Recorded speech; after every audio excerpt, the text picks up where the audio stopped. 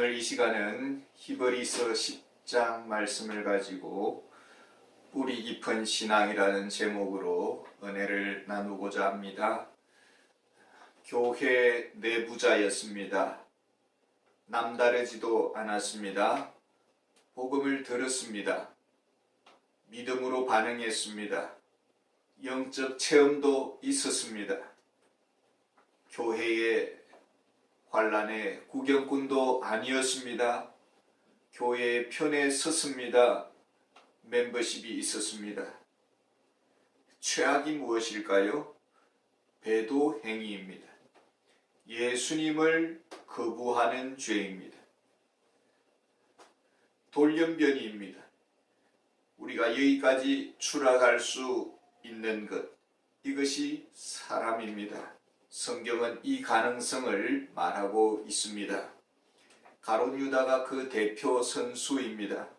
3년 동안 주님의 빛을 보았습니다. 그 음성을 직접 들었습니다. 언제나 함께 했습니다. 그러나 마지막은 다른 길로 갔습니다. 베드로도 마찬가지입니다. 물론 나중에는 구제를 받았습니다마는 베드로에게 있어서 배신이란 상상할 수 없었습니다. 주와 함께 죽겠다고 했습니다. 다른 사람은 몰라도 나는 주님을 끝까지 따르겠다고 맹세했습니다. 큰 소리 쳤습니다. 그러나 세상 사람 보란 듯이 3번이나 예수님을 모른다고 침을 뱉었습니다. 이것이 남의 일입니까? 주여 주여 부르는 자들, 분명 교회의 내부의 사람들입니다. 주님은 내가 너를 모른다고 했습니다. 이것이 종말의 일들입니다. 누구나 시작은 좋습니다. 그러나 그 속을 알 수가 없습니다. 얼마나 괴물 같은 것이 바위처럼 숨어 있는지 우리는 사람의 속을 모릅니다. 깊은 쓴뿌리를 알 수 없습니다. 믿음이 무엇입니까? 그림자와 같은 신앙이 있었습니다. 낡아 사라질 신앙이 있었습니다. 옛 언약이라는 구약 제도를 의지해서 신앙생활하는 구약의 성도들이 있었습니다. 이것 역시 하나님의 계획이었습니다. 다만 여기에는 목적이 있습니다. 또 사용 기한이 한정적입니다. 일시적으로 사용하였습니다. 그 효용 역시 미미한 심리적 효과 정도였습니다. 진품에 대한 갈망, 참 메시아에 대한 사모하는 마음, 이것이 율법의 목적이요 옛 언약의 제사제도의 목적이었습니다. 예수님이 아기로 오실 당시 중동 지역에는 메시아에 대한 이야기로 가득했습니다. 때가 왔습니다. 옛 언약의 제도는 수명을 다했습니다. 사람들은 알아차렸습니다. 부질없는 일임을. 수많은 강 같은 짐승의 피를 흘렸습니다. 수많은 제사장들의 땀과 수고가 있었습니다. 그러나 사람들은 여전히 죄에 시달렸습니다. 죄책의 트라우마에서 벗어나지를 못했습니다. 완전히 죄에서 깨끗해지는 그 날을 원했습니다. 얼마 전 TV조선 앵커 신동욱 앵커가 수리수리 마술이라는 뜻을 이렇게 풀이했습니다. 깨끗해져라 깨끗해져라. 이교도들은 수리수리 마술이 주문을 외우면 깨끗해질 줄 알았는가 봅니다. 그러나 참된 제사, 그림자가 아닌 실제가 필요했습니다. 오직 예수님의 피가 필요했습니다. 하나님의 아들의 피값이 지불되어야 했습니다. 흠없는 피, 무한한 가치의 피값, 인류의 모든 죄값을 지불하고도 남을 가치의 피가 요구되었습니다. 사람의 피를 원하시는 하나님, 사실은 죄의 값은 죽음이었기 때문입니다. 죄인은 하나님 앞에 설 수 없습니다. 인간은 하나님 없이는 한순간도 살 수 없습니다. 우리 믿는 자이든지 불신자이든지 간에 하나님이 계셔서 우리가 사는 것이고, 하나님의 생명을 받아서 살고 하나님의 사랑을 받아서 우리가 낯을 들고 살고 하나님의 행복 안에서 즐거워합니다. 이것을 일반 은총이라고 합니다. 믿지 않아도 우리는 하나님의 그늘 아래서 살고 있습니다. 하나님이 그 호흡을 멈추시면은 그 생도 마감합니다. 하나님이 얼굴을 가리우시면은 어둠이 지배합니다. 저주 가운데 삽니다. 살아도 사는 것이 아닙니다. 죽지 못해 사는 것입니다. 이것이 탕자의 슬픔이요 고뇌였습니다. 죄 문제, 이것이 풀려야 합니다. 지금도 마찬가지입니다. 구약의 황소의 피는 죄를 해결하지 못했습니다. 인간은 내면에서 자유하지 못했습니다. 죄의 사슬에 묶여 있었습니다. 영혼은 가시로 찔리고 생각은 공허함으로 채워지고 육신은 피폐해져 갔습니다. 죄의 독에 물들면은 천진성이 사라지고 눈에는 도끼가 흐르고 얼굴은 어둠으로 덮이고 입에는 가시 돋친 말로 통제불능이고 몸가짐은 차가움으로 굳어집니다. 짐승을 닮은 사람들, 본능에 따르는 야수, 타락에서 벗어나지를 못합니다. 예수님께서 바꾸셨습니다. 이 세상에 인간의 몸으로 오셨습니다. 우리 대신 우리 위하여 죄짐을 짊어지셨습니다. 죄값을 모두 지불하셨습니다. 죄책을 제거하셨습니다. 완전한 제물이 되셨고 영원한 자유를 주셨습니다. 더 이상 짐승의 제사는 필요하지 않습니다. 더 이상 성전 제사도 필요하지 않았습니다. 제사장의 직무도 끝이 났습니다.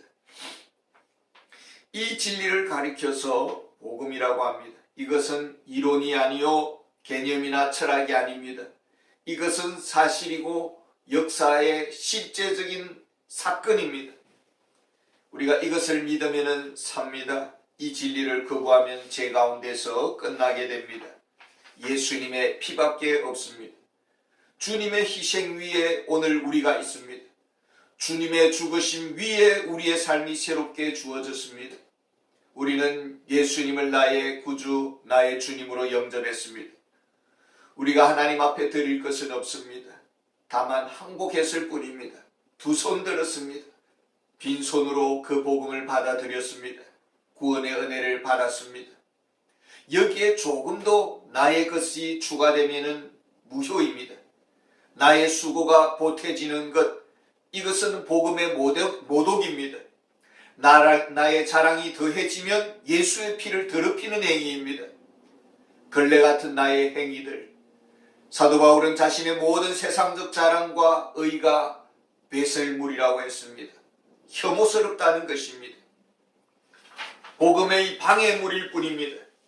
수많은 가소로운 자신의 스펙들, 변변찮은 인품들, 이상한 신앙을 가지고 하나님 앞에 고개를 들기 시작했습니다.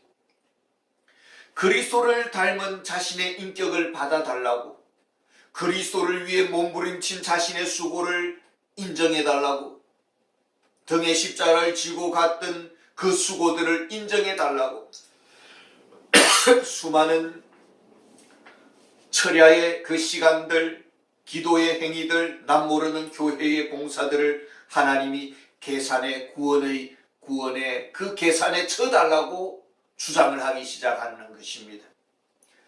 사도 바울은 이것을 똥이라고 했습니다. 히브리서 10장 10절은 말합니다. 이 뜻을 따라 예수의 몸을 단번에 들이심으로 말미암아 우리가 거룩함을 얻었노라. 사람들은 예수의 피 위에 자신의 변화를 더하고 천사의 이미지 메이킹을 플러스하고 윤리적 덕목을 더하고 도덕적 정결함과 정직성을 더하기를 원했습니다. 나같이 깨끗한 사람이 또 이 세상에 어디 있느냐고 하면서 하나님이 계산에 보태줄 것을 원했습니다. 이것이 바로 변질된 기독교, 타락한 기독교인 것입니다. 그리스도의 의가 별로 효용 가치가 없는 듯하여 자신의 의를 주장합니다. 나같이 고품격이 또 어디에 있습니까? 나 같은 명품 인생이, 명품 신앙이 또 어디에 있습니까? 그리고는 점점 예수님의 피, 그 피의 완전함, 그 구원의 영원함, 그 죄사함의 충분함을 잊어버렸습니다. 사람들은 교회의 높은 청탑으로 자신의 신앙 수준을 주장하기 시작했고, 세상의 소유와 부로서 자신의 신앙의 수준을 판단하기 시작했습니다. 있으면 있는 대로 자신을 주장하고, 없으면 없는 대로 비관하고, 비하하고, 열등감에 사로잡히고 우울증에 빠졌습니다. 자신의 외적인 것으로 신앙을 평가하기 시작했습니다. 사단은 이것을 주목했고, 이런 하등 복음을 이용해서 공격하기 시작했습니다. 잘난 사람은 그 잘남을 주장하기 시작했고, 못난 사람은 그 못남으로 자신을 비방하고 다른 사람을 또 비하하기 시작했습니다. 잘난 사람은 큰 소리로 자신을 주장했고, 못난 사람은 뒤에서 중얼거림으로 자신의 살아있음을 주장했습니다. 우울한 그리스도인, 어두운 그리스도인, 비굴하고 마음의 짐에 짓눌려 있는 그리스도인, 이것이 그리스도인의 안과 밖의 원수요 문제였습니다. 히브리서 10장 13절은 선언합니다. 그 후에 자기 원수들을 자기 발등상이 되게 하실 때까지 기다리시나니. 그리스도인은 기쁨을 잃어버렸습니다. 자신의 삶의 진로, 자신의 신앙을 증명하려고 했습니다. 더 잘 살아가려고 하면 할수록, 더 부유롭게 살려고 하면 할수록 그리스도의 복음과는 멀어지고 자신의 내면은 무너지고, 사단은 이것을 이용해서 비방하고 자극했습니다.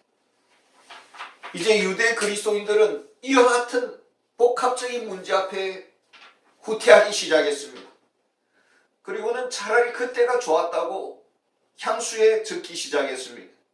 차라리 짐승의 피제사는 일시적으로라도 마음의 위로를 주지 않았느냐, 뭔가 신앙생활하는 그런 느낌이 있었지 않았느냐.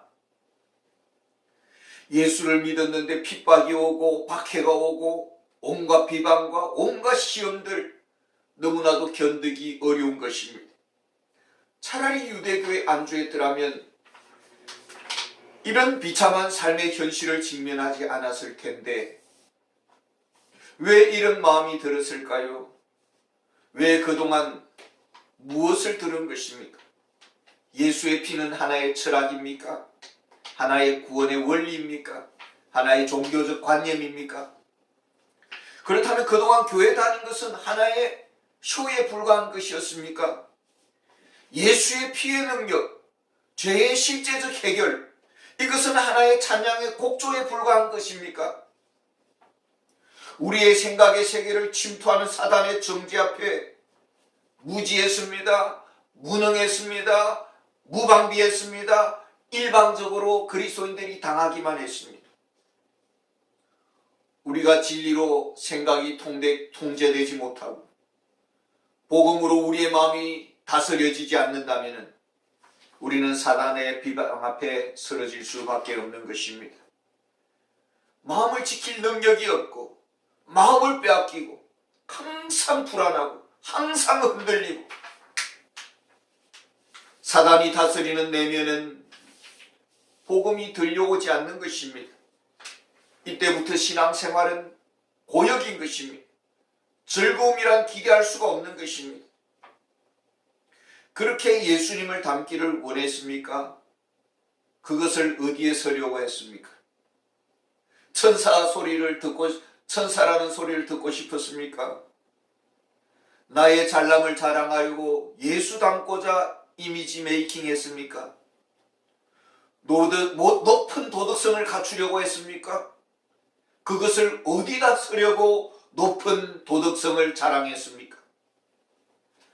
천박성을 가리려고 했습니까? 나는 이렇게 정직하게 반듯하게 살아노라고 주장하기 위해서 인정받고 싶었습니까? 그것을 어디다 쓰려고 했습니까? 왜 고행적인 삶을 살려고 했습니까? 그것을 어디다 쓰려고 했습니까? 나는 너보다 더 명품신앙이라는 것을 차별화하려고 했습니까? 수많은 예수를 닮아야 한다는 이 가르침이, 예수를 따라야 한다는 이 가르침이 틀린 것은 아닙니다마는 그 동기가 나의 잘남을 주장하려고 했다면 오히려 시험이 닥칠 때에 견디질 못할 것입니다. 어디에 문제가 있는 것입니까? 예수를 믿습니까? 예수의 피는 오늘 나의 모든 죄 문제를 해결해 주고 있는 것입니까? 나의 정죄 당황 앞에 예수의 피는 방패가 되고 있습니까? 왜 사단의 소리들, 귀신들의 비방 앞에 우리는 무기력했습니까? 믿음이 없이는 하나님을 기쁘시게 할 수 없다고 했습니다. 그 믿음이란 무엇입니까? 순간순간, 매일 매 순간 주 예수님을 믿습니까? 순간순간 주님의 이름으로 살아갑니까? 순간순간 주님의 도우심을 구하십니까? 시험이 올 때마다, 생각 속에 어둠이 침입할 때마다 주 예수님을 의지하십니까? 가까이 계신 예수님을 믿습니까? 도우시는 주님의 그 실제를 믿습니까? 꼭 큰 태풍을 만나야 무릎을 꿇고 내 앞길이 깜깜하게 벼랑 끝에 서야 주님 앞에 부르짖는 이런 신앙은 너무나 태만한 것이고 너무나도 영적으로 무지한 것입니다. 우리는 예수의 피를 힘입어 하나님의 성소 앞에 나아갑니다. 하나님의 얼굴빛 앞에 거합니다. 하나님의 그늘 아래 우리는 거하고 있습니다. 세상 끝날까지 주님의 은총은 결코 우리를 배신하지 않을 것입니다. 오직 의인은 믿음으로 살 것입니다. 감사합니다.